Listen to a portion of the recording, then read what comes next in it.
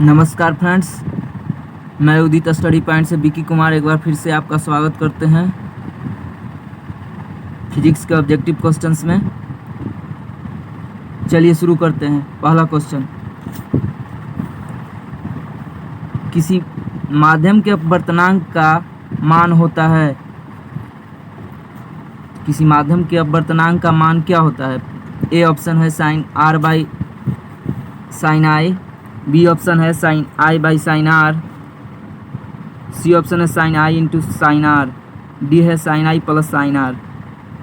तो इसका आंसर हो जाएगा sine I by sine R.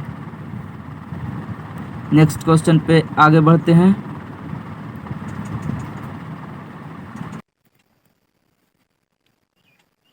Next प्रश्न है, अवतल लेंस में आवर्धन m बराबर होता है।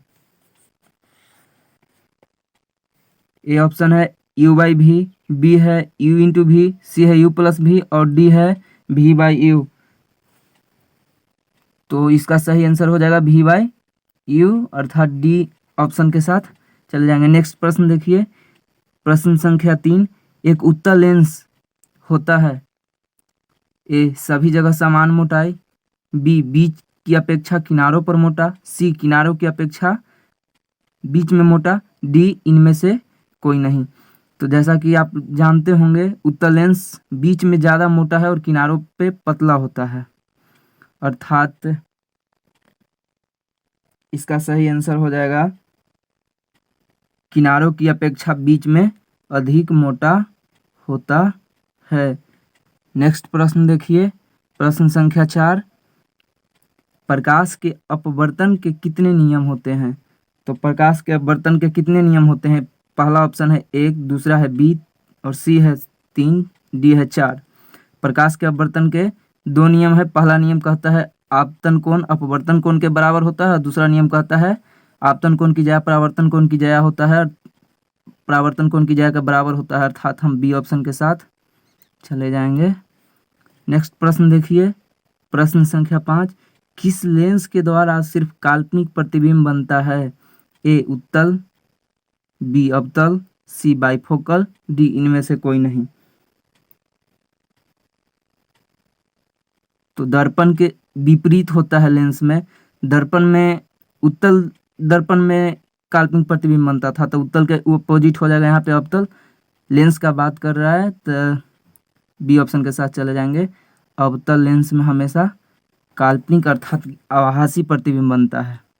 नेक्स्ट प्रश्न देखिए, प्रश्न संख्या 6, किसी बीम का वास्तविक तथा समान आकार का प्रतिबिंब प्राप्त करने के लिए बीम को उत्तल लेंस के सामने कहाँ रखेंगे? इसका सही आंसर हो जाएगा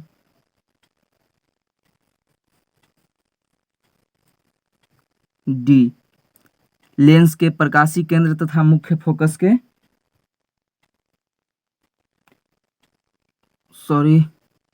डी नहीं, बी होगा, फोकस दूरी की दुगनी दूरी पर रखा जाता है, बी। नेक्स्ट प्रश्न देखिए, किसी शब्दकोश में दिए गए छोटे अक्षरों को पढ़ते समय आप कौन सा लेंस पसंद करेंगे? ए ऑप्शन है 50 सेंटीमीटर फोकस दूरी का उत्तल लेंस, बी है 50 सेंटीमीटर फोकस दूरी का अवतल लेंस, सी है 5 सेंटीमीटर फोकस दूरी का उत्तल लेंस और डी है 5 सेंटीमीटर फोकस दूरी का अवतल लेंस। तो पहले ही हम आपको बता चुके हैं कि यहाँ दर्पण के अपोजिट होता है, तो काल्पनिक प्रतिबिंब उसमें दर्पण में उत्तल दर्पण में बनता था, यहाँ पे वास्तविक प्रतिबिंब उत्तल लेंस में बनेगा। तो हम चले जाएंगे 5 सेंटीमीटर फोकस दूरी का उत्तल लेंस के साथ, यानी कि सी ऑप्शन सही होगा। निम्न में कौन सा पदार्थ है? नेक्स्ट प्रश्न देखिए, निम्न में कौन सा पदार्थ लेंस बनाने के लिए प्रयुक्त नहीं किया जा सकता है? ए कांच, बी मिट्टी, सी जल और डी है प्लास्टिक। निम्न में कौन सा पदार्थ लेंस बनाने के लिए प्रयुक्त नहीं किया जा सकता है?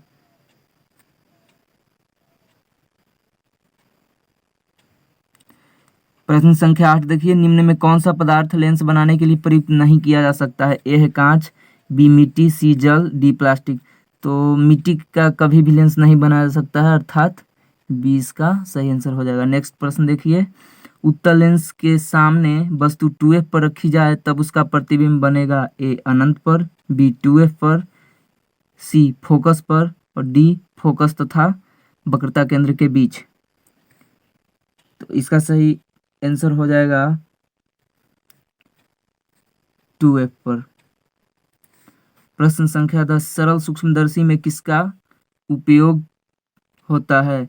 ए उत्तल लेंस का, बी अवतल लेंस का, सी उत्तल दर्पण का, डी अवतल दर्पण का। प्रश्न संख्या 10, इसका सही आंसर हो जाएगा उत्तल लेंस का। सरल सूक्ष्मदर्शी में उत्तल लेंस का प्रयोग किया जाता है।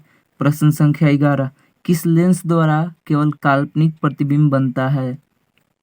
ए अवतल लेंस द्वारा, बी उत्तल लेंस द्वारा, सी बाइफोकल लेंस द्वारा, डी इनमें से कोई नहीं।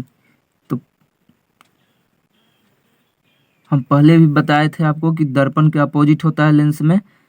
उत्तल दर्पण में काल्पनिक प्रतिबिंब बनता था, तो यहाँ पे अपोजिट हो जाता है, अर्थात अवतल लेंस में केवल काल्पनिक प्रतिबिंब बनेगा, अर्थात ए ऑप्शन संख्या ए के साथ चले जाएंगे। नेक्स्ट प्रश्न देखिए, प्रश्न संख्या 12, यदि वस्तु उत्तल लेंस के फोकस तथा फोकस दूरी की दूनी के बीच हो तो प्रतिबिंब ए काल्पनिक सीधा तथा मोटा बनेगा, बी काल्पनिक उल्टा तथा बड़ा बनेगा, सी वास्तविक उल्टा तथा छोटा बनेगा, डी वास्तविक उल्टा तथा बड़ा बनेगा।